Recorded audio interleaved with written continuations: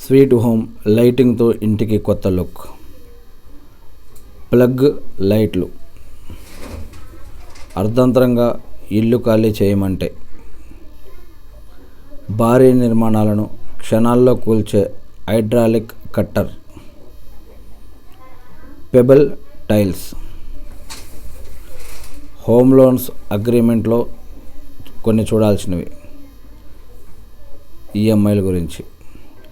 కప్పులు సాసర్లకు ప్రత్యేకంగా రీడెవలప్మెంట్ కొత్త ట్రెండ్.